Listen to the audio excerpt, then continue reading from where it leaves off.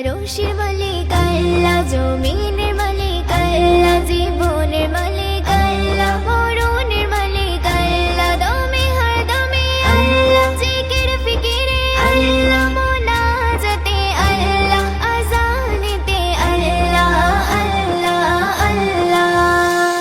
আমি তোমার করি ইবাদত, ডাকে তোমায় দিন রাত, তুমি আমার মালিক, সৃষ্টি কুলের আহাদ। আমি